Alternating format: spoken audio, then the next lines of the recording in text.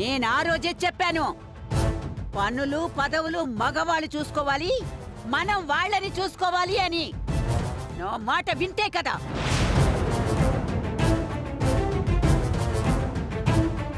ఇప్పుడు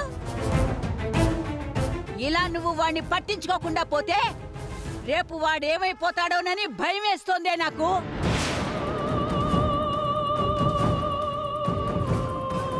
నీకు నీ మొగుడంటే ప్రేమ లేకపోవచ్చు, కానీ వాడు నా కొడుకే.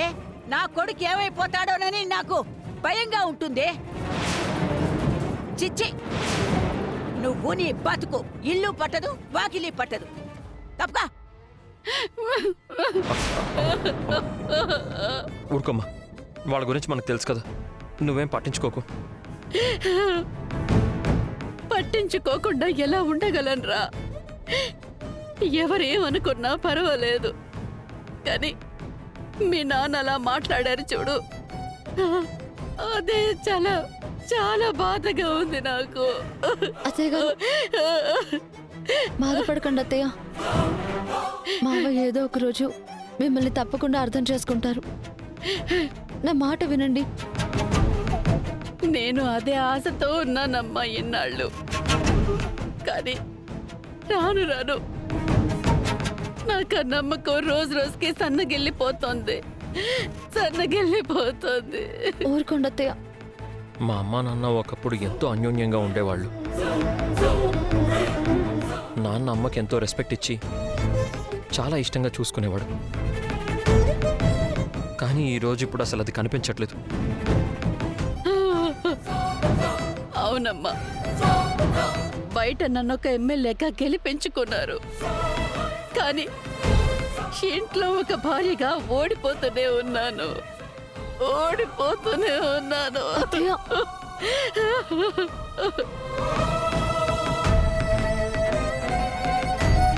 దేవుడా, మావయ్యని మార్చుకోలేకపోవచ్చు, కానీ కనీసం అత్తయ్యనైనా ఓదార్చగలిగే శక్తిని నాకివ్వు.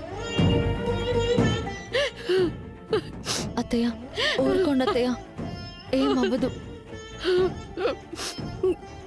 ఏం కాదత్తయ్య.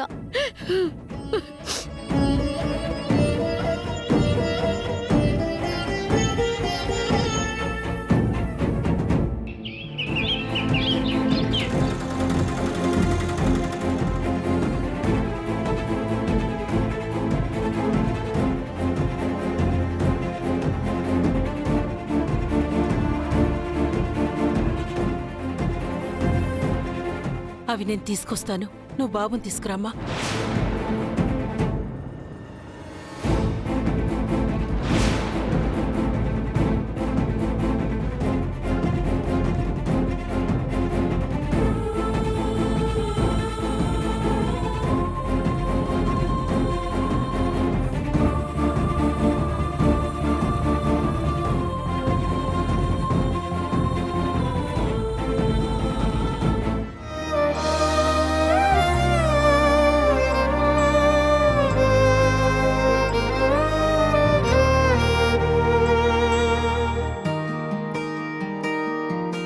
గగనానికి భువనం, భువనానికి గగనం, మన కోసం మనమంటూ నిలిచాయిలా. చినుకంత వర్షం, అణువంత పాశం, సంద్రాన్ని తాకింది సెలయేరులా. ఇది సంతోషమో మేఘ సందేశమో, హరివిల్లు విరిసింది నిశిలో ఇలా. మది సందేహమో విధి సందోహమో, బంధాలు మారాయి ప్రబంధాలుగా.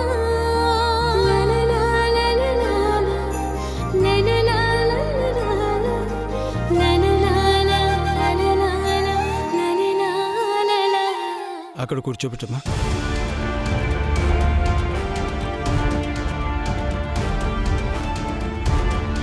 కూర్చో బాబు.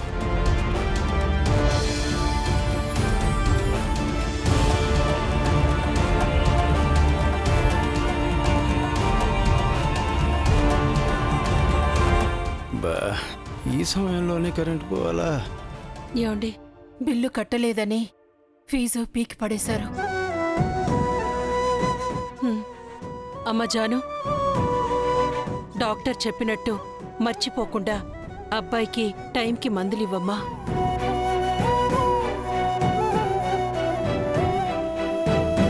లక్ష్మి, నువ్వు వంట చేయడానికి టైం పట్టొచ్చేమో.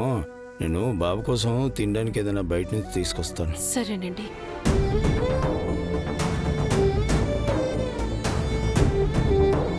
కాసేపు పడుకో బాబు. పర్లేదండి.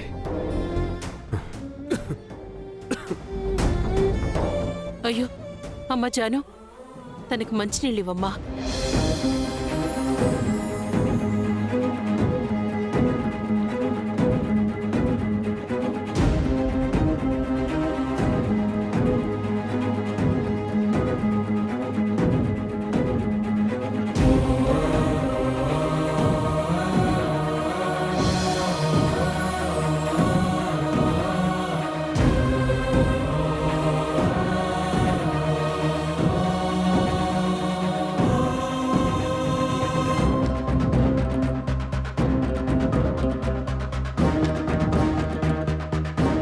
Thank you Janu.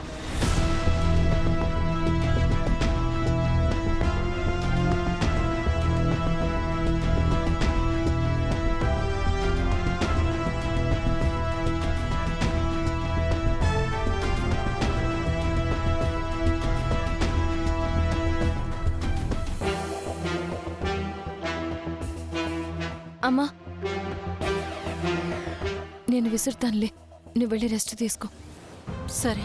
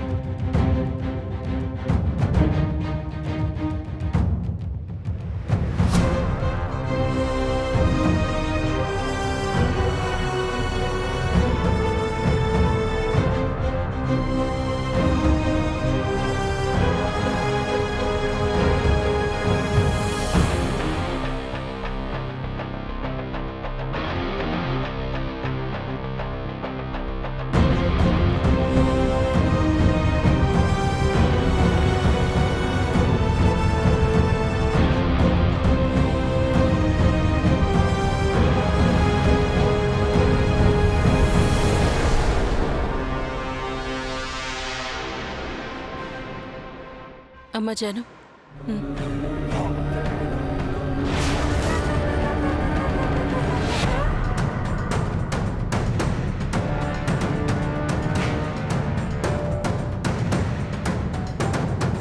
తినిపించమ్మా. తినిపించమ్మా.